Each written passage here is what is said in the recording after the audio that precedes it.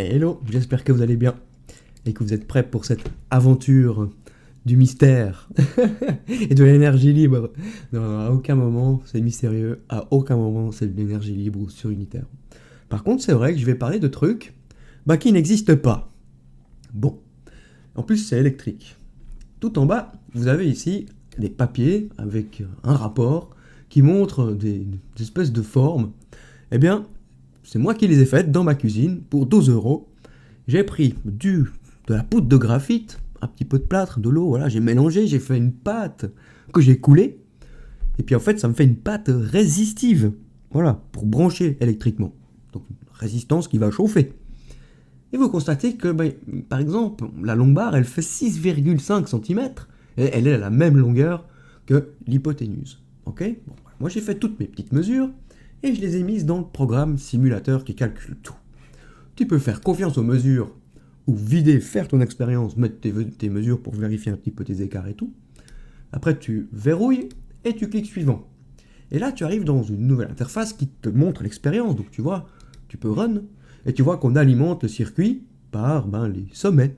Tu vois, j'ai pas branché le fil sur la surface n'importe où. Je le branchais vraiment d'une façon spécifique.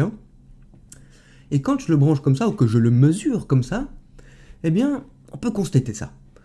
Que je mesure 108 atomes sur l'hypoténuse qui mesure 6,5 cm.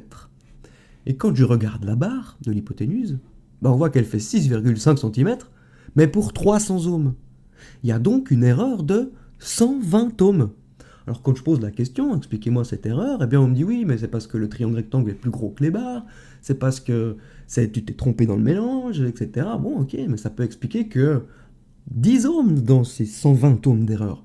Ou alors je me suis vraiment merdé dans le mélange, que j'ai fait au même moment. Bref. Et moi, ce que j'explique là-dedans, c'est qu'on a un fameux couplage dans la matière. Ça veut dire que l'électricité passe par plusieurs chemins et que ça fait un couplage de type équivalent. Au final, un seul chemin qui passe par plusieurs chemins. Et pour le montrer, je passe par mes barres. Tu vois ici, je prends les valeurs des barres, 300, 220, 295, qui sont vraiment les valeurs de barres que tu vois ici. Et je le fais le calcul du couplage. Qu'est-ce qui se passe si je fais cette barre ici plus cette barre ici, un couplage en série, ça me donne 415. Et bien après, si je le mets en parallèle sur les 300, qu'est-ce que ça me donne? Ça me donne 174 ohms. Donc tu vois, je démontre par les barres et le couplage que j'arrive à presque 180. Donc tu vois, je démontre que c'est un couplage électrique en fin de compte. Tu vois? Par les barres. Donc 1, 2, 3, 4 objets différents que je mets en relation. Bon. Ensuite, moi, ce que j'aimerais vous faire voir, c'est que ça me crée une nouvelle formule qui, elle, n'existe pas dans les livres. Il faut comprendre que c'est un bloc de matière, d'accord? Et que, au niveau d'une résistance ohmique, selon une distance, selon ρ de la matière, j'aurai une valeur ohmique. C'est un peu linéaire comme truc, d'accord? Donc ici, sur ma barre de 6,5 cm au niveau de l'hypoténuse, j'aurais dû avoir 300 ohms. C'est effectivement le cas. Mais puisque je suis un petit peu dupé par le couplage, je ne vois que 180. D'accord? Donc tu vois, je peux dire que cette distance, si elle mesure 4,25, moi je pourrais dire qu'elle fait 195 ohms et non 142. Parce que si maintenant je viens à mesurer, par exemple, par l'opposé, ouais, là c'est vrai qu'il est un peu mal dessiné, par l'opposé, ce sera l'opposé qui sera en parallèle de l'adjacent et hypoténuse. Tu vois, donc le couplage reste le même, mais selon comment tu branches les mesures, ça fait tourner les valeurs. Ce que j'aimerais vous faire remarquer ça, tu vois, c'est un couplage standard, classique. Et déjà là, tu constates que j'ai pris en considération la géométrie dans la façon de dessiner mon couplage. Tu diras, oui, ça semble logique, tu verras plus tard. Ensuite, ce qui est intéressant, puisque c'est un même bloc de matière, que les distances se touchent, tu vois, il n'y a pas de fil électrique qui lie les diverses résistances, je peux exprimer que la structure mathématique du couplage pour les ohms, je peux le superposer à mes distances. Donc je prends la structure mathématique des ohms, et tu vois ici, c'est la même structure mathématique, mais j'applique des distances et non des ohms. C'est trop cool. Tu vois, donc l'opposé plus l'adjacent en série me donne une distance de 8,92, d'accord? Et cette distance en série, en parallèle, donc dans le même principe de couplage que les ohms, ça me donne la distance équivalente. Et cette distance équivalente, ici tu la vois, elle mesure 3,77 cm. Donc tu vois, par les distances, dans un couplage électrique, eh bien je peux me faire une distance de type équivalente. Et c'est ça qui modifie cette distance équivalente, donc, dans cette formule classique. Ici tu vois, même idée que R est égal à ρ fois 2L sur A. Cette formule, elle est connue, d'accord ? C'est un câble électrique avec aller-retour. Donc tu vois, selon l'objet que tu regardes au niveau géométrique, je ne mesure qu'une fois la distance et je fais x2. D'accord ? Je n'ai pas besoin de mesurer deux fois la distance. Et bien pour exprimer ça, bien c'est ici, 2L. Donc tu vois, selon la géométrie, je peux un petit peu modifier cette formule. Il existe aussi R est égal à ρ fois L sur 2A. Là, c'est une grosse électrode avec deux bons. Bref, ça existe aussi, selon la géométrie du câble. Et moi, je t'exprime, ben ouais, que là, on est dans un triangle rectangle, une petite plaquette. Et que c'est aussi une géométrie de câblage. Et que ceci donne une distance équivalente. Et cette formule, tu peux la demander à GPT, à Grok, à tout ce que tu veux. Cette formule n'existe pas dans les livres. Pourtant, tu la vois bien. Tu le vois bien si je prends le ρ de la matière, que je prends ma distance équivalente que j'ai mesurée, calculée ici, eh bien j'arrive à 174 ohms. Donc je te démontre que ma formule est vraie. Ok, c'est ça. Tu as vu, déjà à l'étape A de ce simulateur, je t'exprime une formule qui n'existe pas dans les livres. À toi de voir. Maintenant, encore des trucs qui pourraient te sembler un petit peu d'illuminés, je vais te parler de fractal. Une fractale, c'est quoi ? C'est une ligne, un objet, qui se coupe en deux, donc que j'y associe une itération, qui se coupe en deux, qui se coupe en deux, qui se coupe en deux, qui se répète, d'accord ? Donc, un objet, une itération, la répétition. Et bien là, c'est pareil, mais avec un triangle rectangle pour l'électrotechnique. J'exprime que ce petit triangle rectangle est l'image de base d'une gigantesque fractale. Et pour le montrer, eh bien ici, maintenant, j'aimerais te montrer que je peux associer une itération de type géométrique que tu connais. Tu peux même t'amuser ici avec le slider. Enlever 5 degrés à cette petite plaquette, il n'y a plus de matière, tu ne pourras plus la brancher. Il y a absence de matière, d'accord ? Si j'allume, il n'y a pas d'électricité, il n'y a pas de matière. Je rajoute ma petite matière. Ah, on retrouve mon petit bout de matière là. Donc tu vois, c'est mon triangle rectangle. Qu'est-ce qui se passe si maintenant j'y ajoute 360 degrés ? Mon triangle rectangle s'est transformé en cône. Donc là, il faut comprendre que du coup, on se trouve dans un cône en graphite et plâtre. D'accord ? Mais que peu importe que je sois dans une plaquette ou un cône, mon hypoténuse sera toujours dans un couplage électrique. Et moi, ce que je vais vous faire voir ici, c'est que ça fait des couplages dans la matière. J'aimerais faire une grosse parenthèse. Ce simulateur, j'aime dire qu'il est parfait, absolument parfait. Qu'est-ce que ça veut dire ? Eh bien, en fait, ça veut dire qu'il est vraiment loin d'être parfait. Qu'est-ce qui se passe si, par exemple, ce cône, je le fabrique non plus en graphite et plâtre, pour être dans R et toutes les formules que je te montre là, mais que d'un coup, je décide de le faire en aluminium ? Du coup, on n'est plus dans R, mais dans L de l'induction. Donc là, il ne faut déjà pas se tromper. Tu te souviens, R est égal à ρ fois L sur A. Ce L là, c'est une distance. Donc L distance. Et là, maintenant, je te dis que si on passe en aluminium, on passe dans L. Oui, mais L de l'induction. D'accord ? Et là, les formules, elles changent. Mais pourquoi je t'embête à rester dans R ? Car regarde, R est égal à ρ fois L sur A. L est une distance en mètres que tu peux mesurer avec une règle. C'est devant tes yeux. Et A, c'est une surface de contact. D'accord ? C'est une question de probabilité. Vous ou nous, en électrotechnique, on a l'habitude de vouloir toucher toute la surface quand on voit une grande base comme ça. Donc on met une grosse électrode, d'accord ? Et c'est là que j'ai la grande différence. Moi, j'exprime non. Moi, mon projet, c'est des points de contact, tu vois ? Donc ici, il y a une probabilité dans le point de contact que je change dans la formule classique. Et ceci me permet de changer cette distance en une distance équivalente. Bon. Pouf ! C'est simple et complexe en vrai. Que je sois dans un cône ou peu importe, j'aurai de toute façon ce couplage-là. Maintenant, ce générateur, il est parfait. Ça veut dire qu'il prend tout en considération. Moi, ce que j'aime dire, c'est que si maintenant je bascule dans un bloc en aluminium, eh bien, les couplages ne pourront plus passer dans la matière. Ils seront contraints, obligés de passer autour de la matière. Ils seront toujours existants, mais passons autour. Dans l'aluminium, quelquefois, ils passeront dans la matière. Donc tu vois, l'aluminium est très inductif et un tout petit peu résistif. Alors qu'un bloc de graphite plâtre, lui, eh bien, les lignes vont beaucoup passer dans la matière, par contre, très peu hors de la matière. Donc tu vois, ce générateur est parfait car il dit que tout est pareil. Il a tout mis pareil, il ne fait pas de différence. Le but est de tout voir très gros. Ensuite, le but est celui de comprendre pourquoi par R. Tu as compris cette distance de type équivalente. D'accord? Eh bien, cette distance équivalente, c'est dire qu'il faut trouver la distance linéaire et la transformer en distance équivalente. C'est le principe que révèle R. D'accord? Et si maintenant on bascule dans l'induction, eh bien L de l'induction c'est des Henry, et on peut encore ouvrir cette formule. Et c'est quand on ouvre cette formule par Biot et Savart et tout ça, eh bien on peut arriver dans la fameuse boucle, la spire de l'induction, tu sais, pour les champs magnétiques dans les bobines. Mais il existe aussi les lignes à haute tension, qui elles te présentent plutôt une ligne linéaire pour l'induction.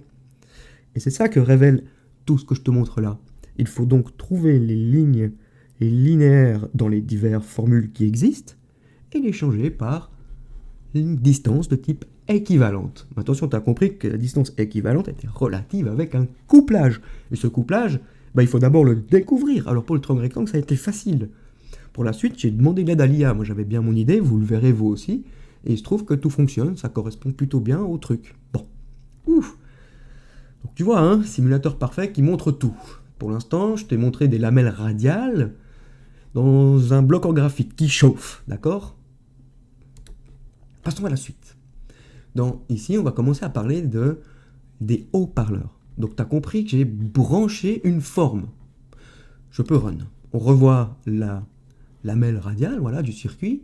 Et là, je vois, quand tu presses run, voir erreur non prise en considération. Qu'est-ce qui se passe? Eh bien, c'est un peu ça que j'aimerais beaucoup parler, les fameuses cymatiques dans l'échelle électrique. Eh bien, constate, on est sur un cône, la base du cône. Sur la base du cône passe la sinusoïde, une corde, la conductivité, elle passe par là, par le rayon de la base du cône, d'accord? C'est une corde source, d'accord?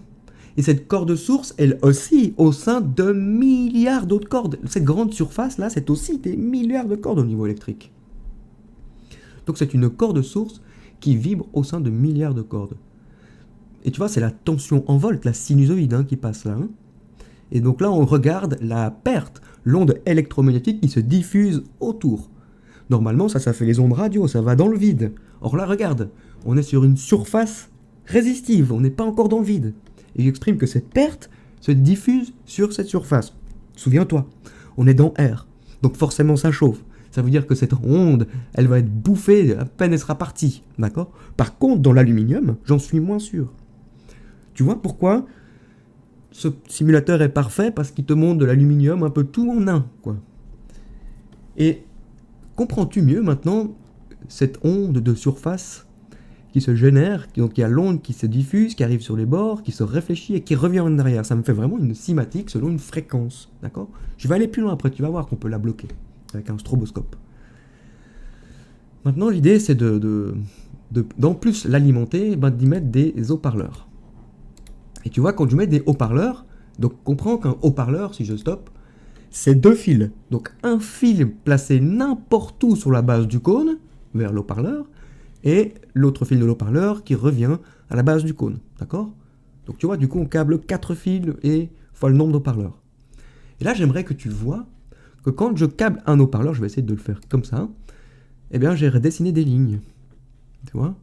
Il faut comprendre que ce graphite, ce cône en graphite plâtre, en fait, sait gérer un nombre astronomique de couplages. C'est furieux, quoi. Et analogiquement, c'est la nature qui le fait. Mon ordi, il fume quand il doit calculer tout ça. Et moi, le cône, il le fait tout seul, analogiquement. Et donc, constatez, si tu places tes yeux juste là, et que tu regardes comme ça, eh bien, tu verras que ça te fait un couplage étoile-triangle. C'est très connu en électrotechnique.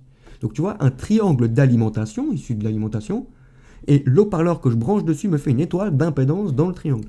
Et donc, autant d'étoiles d'impédance dans le triangle d'alimentation. Peut-être que tu le vois mieux quand je le fais comme ça. Ok, j'efface, je mets des haut-parleurs automatiques. Je clique suivant. Oh, quoique j'aurais pu faire un petit run pour te montrer que le but est tout lié. Si je masque l'erreur, le but c'est ça surtout. Tu vois, les haut-parleurs, ils oscillent de haut en bas. il y a forcément des endroits qui auront plus de tension. Ça veut dire qu'ils seront plus hauts et plus bas. Mais tous les haut-parleurs, avec les calculs classiques qui ne prennent pas en considération l'onde, eh bien, ils seront tous en haut et en bas, enfin en haut au même moment et en bas au même moment, peu importe l'amplitude. C'est vraiment les calculs théoriques, tout est beau là. Hein. Par contre, moi j'explique, quand je vais mettre justement mon erreur avec l'onde, eh bien, ça va perturber justement cette oscillation au bas et on pourra faire des mesures d'amplitude. Et après, on pourra en faire un log. Ce log qu'on pourra faire analyser aux IA. Bon, ok, je switch. La prochaine interface, elle, c'est un peu l'appareil de mesure, tu sais. Moi, je suis censé être maîtrisé fédéral en électricité, en Suisse, machin truc. Sauf qu'à la fin de mes études, les lois, elles ont changé. J'ai tout réussi, mais ils m'ont pas donné la maîtrise, ces enfoirés. Quelques années après, tu vois, ils m'ont dit, oui, mais si vous voulez réussir, il faut payer environ 9000 francs, voilà. Et puis, il faut faire la pratique sur les appareils de mesure. Sache que je faisais des appareils de mesure tous les jours en tant qu'électro. Hein. Et là, j'aimerais que tu comprennes qu'en fait, j'innove, je développe. J'aime pas dire inventer, j'aime mieux dire découvrir, parce que c'est pour moi un principe de la nature, bien un espèce d'appareil de mesure. Que les membranes de mes haut-parleurs analogiques, eh bien, sont comme des pixels oscillants que tu peux voir avec tes yeux. D'accord? Donc un appareil de mesure que toi, tu vas pouvoir voir. Voir quoi? Je vais te montrer. Et ici à droite, plutôt des voltmètres, tu vois. Donc cette surface de mon cône, qu'on voit depuis le haut, là, en fait, me fait un champ scalaire de tension en volts, d'accord? Si maintenant je prends un petit carré d'aluminium, une petite électrode, pour faire une surface, que je mesure, eh bien on pourrait dire que ce serait une surface de tension, d'accord? Bon. L'idée maintenant, tu vois, c'est que je mets play, tu vois que mes petits haut-parleurs, ils commencent à tous osciller, ensemble. Haut, bas, peu importe la tension. Après, je mets la perturbation, puis là, ça commence à gérer la perturbation, comme quoi ça va faire un problème. Et là, je fais la surface visible, tu vois, je la simule. Tu vois la corde ici, sur l'opposé, la fameuse corde qui vibre au sein de milliards de cordes. Tac. Et après, voilà la logique d'un stroboscope. Donc d'abord, le stroboscope, il est à l'arrache. Je t'ai fait un stroboscope automatique qui calcule la fréquence et tout. Puis là, tu vois que tout s'est bloqué. Ça fige. D'accord? Donc imagine une fréquence pour une forme de cinématique. Imagine le spectre de fréquence, une onde de cinématique, pour un nombre de points. Hein. Donc je te laisse imaginer des matrices de bits sur des fréquences. Hein. Bon. Après, j'ai fait aussi l'idée d'un HP max. HP max, là, tu le vois, il est déjà avec le stroboscope. Je sais pas si on le voit là, mais on voit l'onde en fait au fond. Voilà. Donc l'idée du stroboscope, c'est qu'en fait tous les haut-parleurs en fait projettent la perturbation, qui n'est plus dans le stroboscope, tu vois. Bref, super cool, hein. Voilà le log des amplitudes. Je pense que tu commences un peu à capter le truc, hein, des cinématiques. Et donc cette cinématique, ça n'existe pas vraiment en électrotechnique, hein. Tu vois, cette opposée-là, c'est une sinusoïde, d'accord? U. Elle envoie des ondes, et c'est un champ scalaire de tension en volts, mais tu vois, ça ne devient pas n'importe où, hein. C'est la sinusoïde U qui vibre son champ et sa perte dans le vide, enfin sur la surface, qui génère la fameuse forme de cinématique. Et cette forme de cinématique, bien moi j'exprime que c'est dans l'échelle électrique, et qu'il n'existe pas ça dans l'électrotechnique. Et bien moi donc j'aimerais bien dire qu'il faut ajouter une nouvelle lettre. J'adore la lettre H, pour plusieurs raisons, parce que ça fait aussi un doublon avec les Henry et tout. Vous avez bien vu, L avec de l'induction, L distance, L linéaire, L équivalent. Eh bien, c'est beaucoup de lettres pour dire des choses différentes. Mon H est en fait un petit peu comme deux U inversés. U, c'est pas moi qui l'invente, c'est la tension en volt. Dans P est égal U fois I. Hein. C'est la lettre pour la tension en volt, la sinusoïde. Donc une sinusoïde est une onde sur une seule corde, alors que la cinématique est une onde sur des milliards de cordes. En fait, les deux sont des ondes, la seule différence, c'est dans le support. Une corde ou des milliards de cordes. Bon. Fou. Vous voyez, je fais beaucoup de petits crochets. Hein. Passons au suivant. Ici, le but, c'est de faire un petit peu d'encryptage. Vous montrer qu'en fin de compte, oui, c'est purement analogique, mon cône le fait tout seul, mais que je pourrais gentiment encoder des bits. Et ici, l'objectif, c'est de prendre une musique. Normalement, il y en a plus.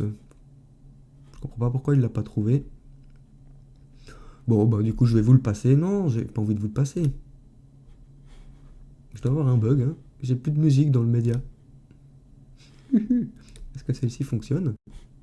Oui, celle-ci fonctionne. Bon, j'ai pas mis le son.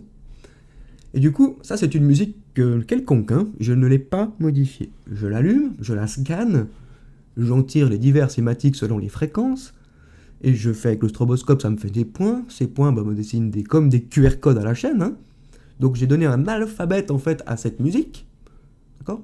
Puis après, ici je peux écrire un texte, tu vois, j'encode un texte. Donc la musique elle passe à la radio, admettons, et puisqu'elle est encodée dans ma schématique, je la fais passer dans mon cône, je pourrais en tirer un texte, tu vois.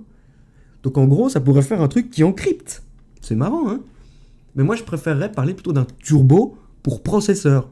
Tu vois, comme je t'ai dit, ça fait des matrices de bits sur des fréquences. Donc tu peux faire des matrices de bits et faire vraiment un turbo, quoi. Bon. Là, je pense que normalement, il y a une suite de musique dans laquelle tu peux t'amuser à faire tes textes, machin, t'amuser, quoi. Puis tu les vois, ça détecte. Suivant.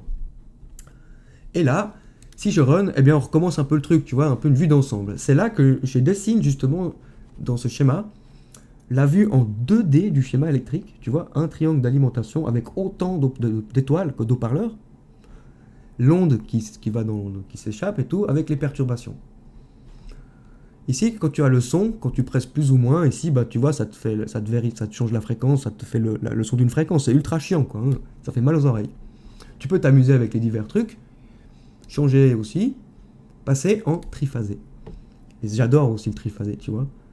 C'est donc toujours, c'est 6 bornes, 3 bornes connectées à la pointe du cône, et les 3 décalées de 120 degrés. Tu vois, on voit toujours l'opposé qui est la corde vibrante au sein des milliards de cordes. Et donc, tu peux aussi après encoder en triphasé, des cymatiques.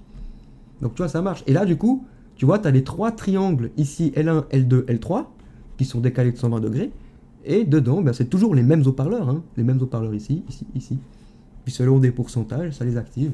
C'est génial, hein. Voilà. Donc, même en triphasé, ça marche. Tu peux encoder ça avec de la musique et les lire. Donc, je reviens à dire que c'est du graphite plâtre qu'il faudrait voir pour changer de matière. Et si tu regardes encore là, tu as un bouton à venir, comme quoi c'est pas fini. Tu vois, je t'ai parlé de plâtre, beaucoup de plâtre, de graphite, pardon. Et maintenant, il faudrait peut-être passer dans l'aluminium. C'est pas pour rien que je te parle qu'il y a peut-être des lignes qui passent dans la matière et des fois à côté de la matière. Pense aux lignes de force du champ magnétique. Que l'aluminium, j'ai fait le test, j'ai fait une expérience réelle avec de l'aluminium. Mes haut-parleurs fonctionnent. Pourquoi? Donc il y a bien quelque chose. En tout cas un couplage électrique. Des expériences dans la réalité, je les ai faites. Il reste encore des itérations géométriques. Voilà. Enrouler, c'est une chose. Mais après, il y aurait peut-être aussi opposé deux triangles. Et quand j'oppose deux triangles sans qu'ils se touchent, ça me fait un espace entre deux. Donc t'as compris. Je peux faire des formes par R, donc être dans R. Faire les mêmes formes dans L. Ok, ça change les formules. Donc RL, c'est la même chose. Mais où est C dans tout ça? Eh bien, comme je te l'ai dit, tu peux opposer, et ça c'est la suite. Tu peux opposer ces formes l'une à l'autre. Et entre deux, ça te fait un condensateur. Donc tu as compris que c'est de la géométrie dans les résistances. Bon. J'aime beaucoup donner cette image. Hein. Regarde ici. Un long fil de cuivre. Tu peux l'enrouler. D'accord? Donc un long fil, c'est une distance linéaire. C'est une chose au niveau de l'induction L que tu peux enrouler en bobine. Donc ça concentre le champ. Donc la distance linéaire et la bobine, ça fait deux choses pour l'induction. 1 et 2. Après, on passe au condensateur. La condensateur, c'est pareil. C'est juste que c'est des surfaces comme des pages A4, hein, qui sont l'une en face de l'autre. Bon, là, c'est plutôt des électrodes plutôt que du papier, hein, mais séparé par un papier, peut-être, oui. Bon, tu peux en faire un rouleau. Tu peux l'enrouler. Donc, le condensateur, c'est la même chose. Des grandes surfaces qui ne sont pas enroulées, c'est une chose. Et enrouler, c'est concentrer ce condensateur, c'est deux choses. Donc, d'accord, deux choses pour l'induction, L, deux choses pour le condensateur, C. Et maintenant, on passe dans le bloc de matière. Mais, admettons, je prends un cylindre en graphite et plâtre. Je donne l'action, comme la bobine, de l'enrouler. Mon cylindre, il va se casser. Et aujourd'hui, en 2026, on te dit, donc, il est impossible d'enrouler un bloc de matière. Ça semble bête, dit comme ça. Je vais le dire autrement. Un axe en métal, ça tourne. D'accord, c'est tout bête, hein. Une roue en gomme, ça tourne aussi. On est d'accord. Par contre, un ballon de foot, ça, non. Non, ça, non. Non. Ça ne tourne pas, je suis désolé. Tu me prendrais par la main, tu m'emmènerais voir un match de foot pour me montrer qu'un ballon, ça roule. D'accord? Et si je te dirais, après un match de foot, que non, tu me mettrais des jumelles devant les yeux, puis peut-être tu me ferais encore une claque.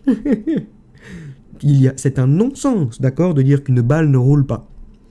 Je le redis maintenant plus facilement avec les résistances. L et C s'enroulent, mais pas R. Est-ce que tu comprends, pour moi, électrotechnicien, diplômé, machin, tout ce que tu veux, à quel point ceci est un non-sens à l'état pur? Et je suis insulté par beaucoup de gens en disant ça depuis bon nombre d'années. Simplement, je vous dis qu'en électrotechnique, on ne sait pas faire rouler une balle. Je peux pas être plus clair. Et là, tu l'as devant les yeux. Mais alors, dans ce cas-là, comment tu enroules ton cylindre? Bah déjà, tu as vu, il faut un petit peu le découper géométriquement, hein, tu vois, il y a des itérations. Tu vois, je t'ai pas tout dit. Et tu comprends que, au tout début, je t'ai montré justement une lamelle radiale. Quand je branche un triangle rectangle dans ce cône, je n'active que cette lamelle radiale. D'accord? Et en gros, quand je fais 360 degrés comme ça, bah devant tes yeux, je te montre comment enrouler un bloc de matière. Mais pour ça, oui, il y a bien un moment donné où il faut que je le branche. Parce que si je le branche pas, il peut pas y avoir de circuit électrique, tu comprends? C'est génial, hein? Et la grande différence, vraiment d'histoire de probabilité, hein, c'est cette histoire de surface de contact. Oui, vous avez raison de dire que oui, mais ça peut pas. T'as des différences dans les ohms parce que ton cône il est conique et puis que tes barres elles sont droites. Oui, si ici je mets une grande électrode ou un grand papier d'aluminium qui touche tout le côté pour faire ma mesure, oui, effectivement. Mais c'est pas le cas. La grande différence dans ce projet, c'est que j'utilise, tu le vois là, des points de contact. Comprenez, un nombre de probabilités. Bon, à la fin de mes études, j'étais tellement frustré, vous comprenez, hein, moi j'avais réussi mes études et tout, et les mecs ils me disent non, toi t'auras pas ta maîtrise fédérale en fait, parce que t'as pas les appareils de mesure, puis même pas, je savais même pas encore, hein. C'était vraiment dégueulasse, je vous imagine, une longue histoire, hein. J'espère que vous comprenez que c'est comme si j'avais découvert un nouvel appareil de mesure pour ces cymatiques, hein. Et les haut-parleurs analogiques, le pixel oscillant pour tes yeux, c'est génial comme idée, hein. Et le voir après avec les voltmètres, je te démontre que je peux l'encrypter, c'est génial. Bref. Magnifique comme projet, hein. La surface de contact, une histoire de probabilité. Je vous laisse méditer là-dessus, je crois que je vous ai tout dit. Voilà, sache qu'il y a d'autres probabilités. Voilà, l'opposition qui mène... Ben voilà, attends déjà, t'as compris ici, R est égal ρ fois L sur A n'existe pas dans les livres. D'accord? Donc déjà ça, n'existe pas. Pardon? Après t'as compris que H, ma cymatique que tu vois là, ça non plus, ça n'existe pas. Voilà, ça non. Les cymatiques en électrotechnique, ça n'existe pas. D'après, je t'ai dit, attends, il y a encore une autre probabilité d'opposition pour un espèce de condensateur. Je te dis, si tu veux, ce condensateur, il fonctionne avec 4 fils. Je le mets au défi. Trouve un condensateur, demande à GPT, un condensateur qui fonctionne avec 4 fils. Donc 2 alimentations séparées. Voilà. Ça crée des incohérences, des impossibilités, des trucs comme ça. Voilà. Donc mon condensateur fonctionne avec 4 fils. Et puis, forcément, tu as bien compris qu'entre deux, moi, je te présente une nouvelle formule. Je vais pas te la dire ici parce que tu me croirais pas. C'est tout. Aussi grand que E égale MC2. À toi de voir. Déjà, commence à croire, si j'ose dire, hein, à mon ρ fois L équivalent sur 1. Achète-toi pour 12 € ton petit graphite là. Fais ton expérience, tes mesures. Tu verras que je mens pas, que je ne triche pas. Puis après, tu te dis, ah merde, son ρ fois L sur A, c'est l'équivalent, c'est vrai. Est-ce que son H est vrai? Je te le redis, attention, je suis dans le graphite plate, ça chauffe.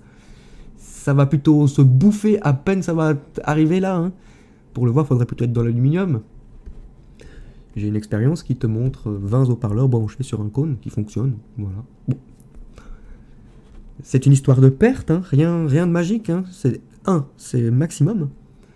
1, c'est le maximum. Par contre, c'est vrai que dans une génératrice ou un alternateur, par exemple, on peut y aller jusqu'à 0,93. Vous le savez, ça y est. Si on la fait aller à 1, on peut la compenser à 1, elle résonne, elle pète. Donc il y a 0,07 qu'on ne sait pas. Ben voilà. Moi je dis pas qu'on va plus loin, hein, que 0, qu'on va plus loin que 1. Non. Au contraire. On utilise enfin les 0,07. Puis là vous avez vu que je suis encore que sur l'opposé. Il y a les autres côtés encore. Et le cône, cette itération intérieure, eh bien, peut-être qu'il est possible de l'appliquer d'une autre façon. Et puis après, encore trouver une forme. Hein, tu le verras. Au début, il y a des images en bas. Hein, tout est dit. Tu verras peut-être mieux pourquoi j'ai mis les images au tout début. Puis tu verras cette forme à la fin, que j'appelle une zanode. Voilà, à toi de voir si tu me prends au sérieux ou pas. Un projet d'électrotechnique très sérieux. Voilà, je peux pas être plus sérieux. partage, c'est tout, hein, parce que moi je suis pris pour un fou quand j'explique ça. Ciao, ciao.